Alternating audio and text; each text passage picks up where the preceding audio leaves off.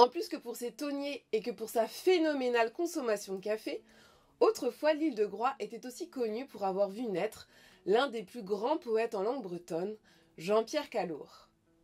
Le barde conta en quelques strophes le dur destin de ces pères insulaires qui vivaient difficilement au milieu de la mer. Le poème dont nous allons parler aujourd'hui est bien sûr Meuzo-Ganed et Crézermoor. Il fut mis en chanson par Jeff Le Penven au début des années 1940. Et depuis, c'est un classique en Bretagne. De nombreux artistes ont repris ses paroles et ses airs, parfois dans sa langue d'origine, le breton, mais certains en ont également proposé une version française. Aujourd'hui, je vous emmène sur la petite île de Groix et Crézermoor, au milieu de la mer.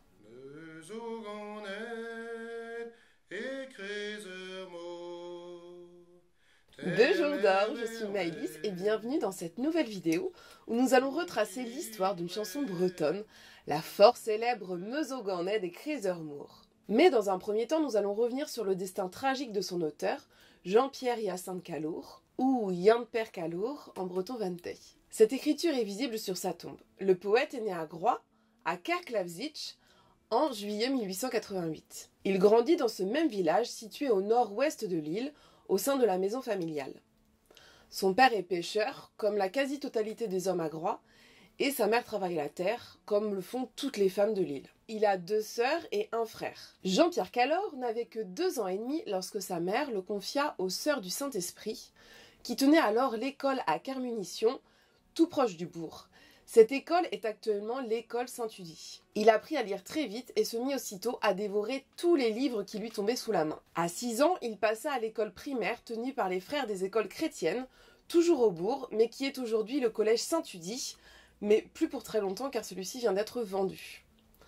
En plus du français, il apprend également le latin au presbytère avec quelques autres camarades, grâce au vicaire de l'île. Enfant, seul ou avec quelques camarades de son âge, il se rendait les jours de beau temps à Port-Laid ou encore à Port-Saint-Nicolas pour s'y baigner ou pour mettre à l'eau un canot et le mener le long de la côte à la godille, sport national sur l'île de Groix qui accueille le championnat du monde de godille. Et on disait que Jean-Pierre était assez doué pour les jeux marins. Il quitte Groix en 1900, âgé alors de 12 ans, afin de poursuivre ses études au petit séminaire de Sainte-Anne-d'Auray. Comme il connaît déjà le latin, il entre directement en 4e. Son destin commence à se noircir lorsque son père décède en 1902, lorsqu'il a 14 ans. Celui-ci se noie accidentellement à la jonchère du Croisic. Sa mère devra alors nourrir seule ses enfants, alors qu'elle ne vit que d'une petite parcelle de terre. Jean-Pierre est un élève studieux et devient bachelier ès-lettres à 17 ans en 1905. La même année, il rentre au grand séminaire de Vannes car il aspire à une carrière religieuse. Et à cette même période, il perd une de ses sœurs qui souffre d'épilepsie. Et ce mal tuera par la suite également son autre sœur puis son frère. Azaroupa, c'est également à cette période, à partir de 1905, qu'il commence son parcours littéraire en collaborant avec la revue Dihunam, qui est une revue de littérature en breton ventey. Dihunam signifie réveillons-nous. Il publie ses écrits sous le pseudonyme de Blaymore, qui signifie loup de mer en breton. Il s'essaie ainsi à l'écriture de poèmes et de pièces de théâtre. Il poursuit donc sa formation religieuse tout en continuant la lecture et l'étude du breton. Il restera 2 ans au séminaire, mais en visite à la chapelle Saint-Barbe du Fawet, il fait un violent malaise. Il pense que la maladie qui décime sa famille commence à l'atteindre aussi. Il sait à ce moment-là qu'il ne sera jamais prêtre. Contraint de changer de voie, le Groisillon se tourne alors vers des métiers modestes autour de l'enseignement. Dans un premier temps, à Paris.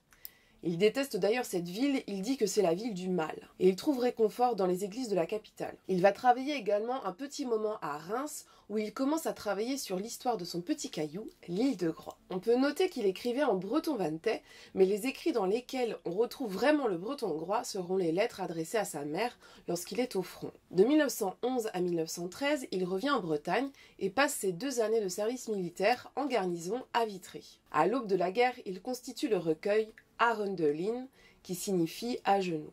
En 1914, la Première Guerre mondiale éclate.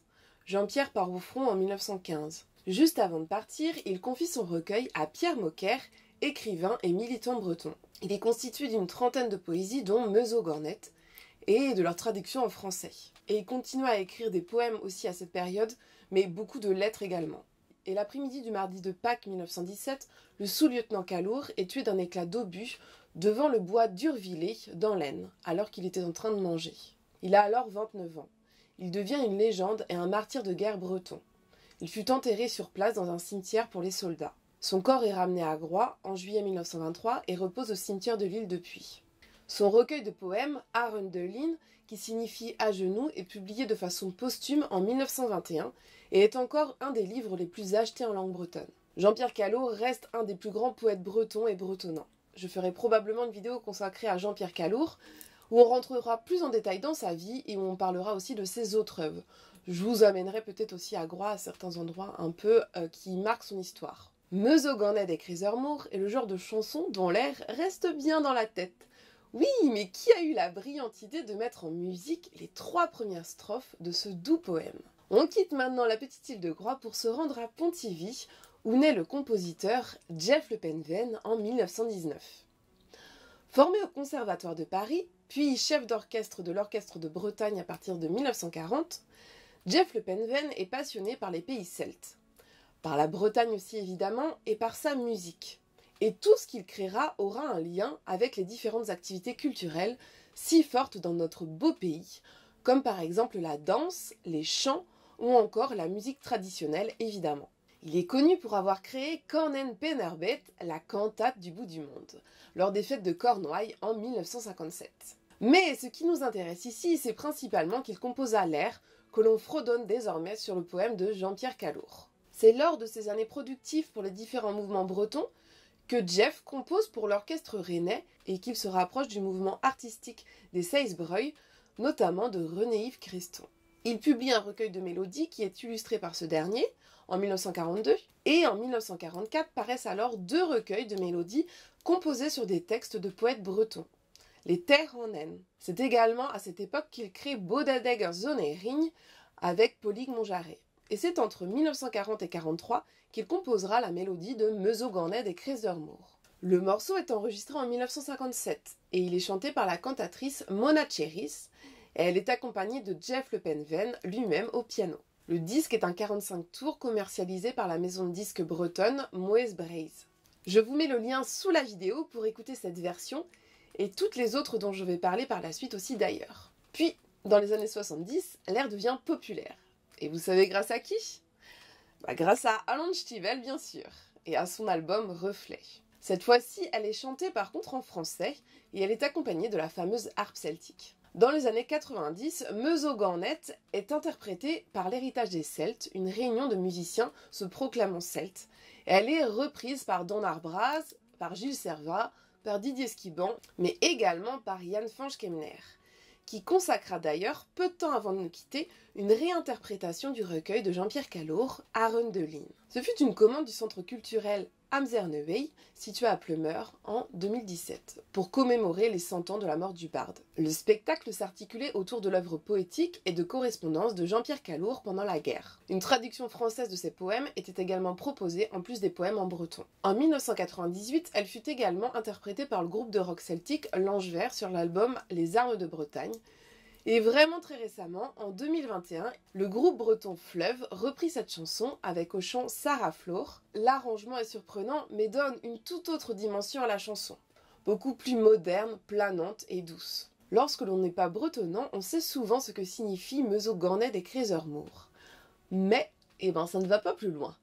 Donc nous allons voir la signification de ces paroles qui racontent pourtant un petit bout d'histoire du caillou au milieu de la mer dont était originaire Jean-Pierre Callot. À noter que dans la chanson, on trouve uniquement les 3 premières strophes de ce poème qui en possède pourtant 11. Donc, je suis né au milieu de la mer, à 3 lieues au large. J'ai une petite maison là-bas. Les genêts s'entassent devant la porte, et la jonc couvre les alentours. Je suis né au milieu de la mer, dans les pays d'Armor. Mon père était comme ses ancêtres, un marin. Il vécut caché et ignoré. Le pauvre personne ne chante ses gloires, chaque jour, chaque nuit, sur la mer molle. Mon père était comme ses ancêtres, traîneur de filets. Ma mère aussi travailla, et ses cheveux étaient blancs. Elle portait avec elle la sueur sur nos fronts. J'ai appris tout petit à moissonner et à récolter les pommes de terre. Ma mère aussi travailla pour gagner le pain. À noter que Jean-Pierre Callot utilise le mot avaleu pour désigner les pommes de terre. du côté ouest de l'île, d'où était originaire Jean-Pierre Calour, on employait Avalauj pour les fruits, les pommes d'arbre, et Avalauj pour les pommes de terre. Pour conclure cette vidéo, on peut voir que le témoignage intime de Jean-Pierre Calour sur sa vie sur l'île de Groix et sur sa famille, sous les vers de Meusot-Gorned et Crezeur-Moore, a su traverser les décennies, notamment grâce à la mise en musique par Jeff Le Penven et par les différentes interprétations qui ont suivi. Si bien que maintenant, pas mal de gens pensent que la chanson était à la base un chant traditionnel breton. Et ben maintenant, vous savez que non. On se retrouve bien sûr tout bientôt dans une prochaine vidéo. Je vous fais des beaux queues et je vous dis den die Stroh.